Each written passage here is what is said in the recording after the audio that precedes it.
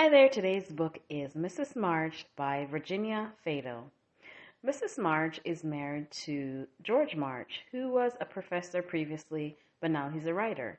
He has just written a book and it's getting a lot of traction and it's in everybody's book club and it's being received very well.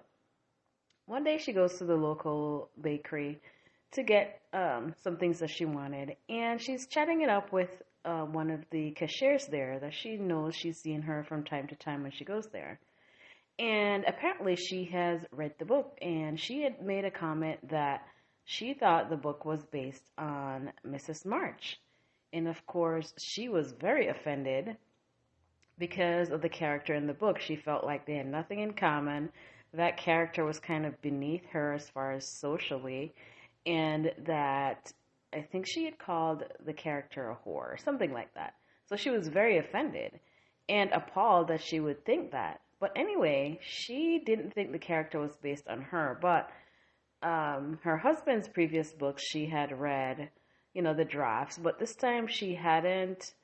But she was like, okay, I need to maybe look closer. She had glanced over it, but she's like, okay, maybe I need to look closer at this. But of course, she was so offended by this. She was upset she left the bakery. So anyway, she got a chance she decided she would read the book, and she didn't really believe that they had anything in common. But anyway, when they had a party and, people came over, she had overheard a conversation with her husband and somebody else at the party, and they had mentioned something to the effect of the book being based on his wife, and they made some jokes, and of course, George was just cackling it up, and so she did not like that at all.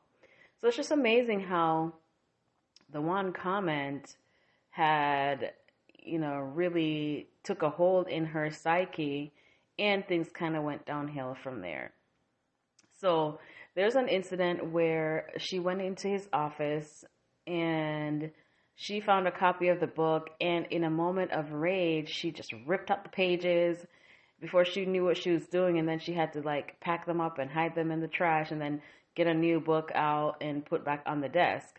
There's also one time when she went to the store, and as she was walking the aisle, somebody had one of her husband's books in their cart, so they were reading it, and she stole the book out the cart, not because she wanted it, but because she hated the book so much, and she ended up throwing it in the trash as she was leaving the store, which is kind of, funny that she did that. So she had it in her head that George was, not telling her the truth, and her husband had this idea of her that wasn't very positive, and so she, took that kind of to heart.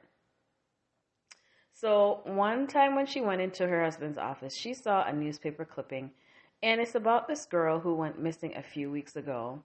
And coincidentally, she went missing in this area that George had been because his agent had a cabin up there and he was there a few weeks back. And so while all this is happening, she saw this and she was like, and then she ended up seeing something on the news. They still hadn't found her. So in all this chaos about the book and feelings that she had about the book, later on in the story, she decides that maybe there's more to this missing girl because her husband was up there, and, because she was starting to not feel so great about him, now she feels like maybe he might have had something to do with the girl being missing. Now, they have a little son together. His name is Jonathan. He's around 8. And George has a daughter from a previous marriage that she's grown up now. She was, her name was Paulette. She's off living her life. But we know that she met George when she was in college, a student, and he was a professor at the time. And she was dating someone, but of course, she wanted the smarter, older man, and she kind of dropped him and married the professor. That's just a little side note. But anyway, so they live in this building. I think they're in New York. It's giving me the feeling of New York where they have a flat. And so there's this other little boy around his age that goes to the same school, and they're kind of like friends.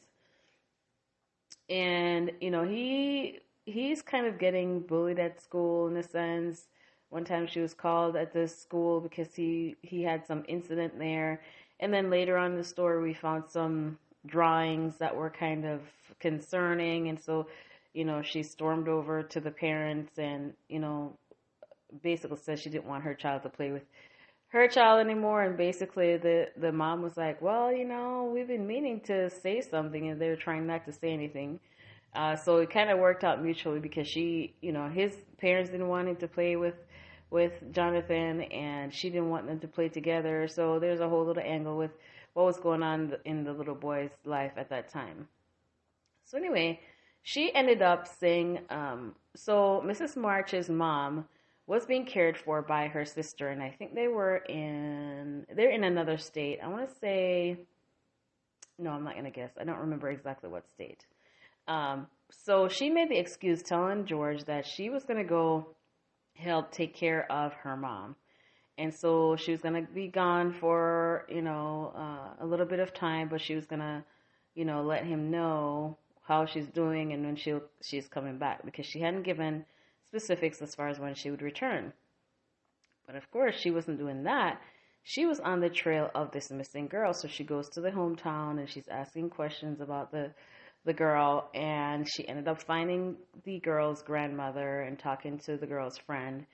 And so when she was at the house, they talked. She's looking over her stuff. She pretended to be somebody else just to, get into the house, and they're having this conversation. And so she finds out that, this girl liked George as a writer, and she had some books that were autographed by him. And so she had in her head that George must have met this girl while she was up there. And so, she felt like maybe her husband had something to do with that. So she ended up staying at the cabin that her husband stayed at that belongs to his agent, her husband's agent. But because he doesn't know that she's there, she has to try to not make her presence known. Basically, it's kind of a stealth operation while she's there. So anyway, eventually she comes back home after she does her little digging around, and basically towards the end of the book, she kind of snaps. At one point, when towards the end of the book, we see where she is eating sticks of butter, and I was just like, oh my God, something's about to happen, and something's not quite right when you're eating sticks of butter. I thought that was just so weird, and I got a little chuckle out of that. But this one was a nice little mystery. It's not very high octane or anything. I would give this one a 3.8.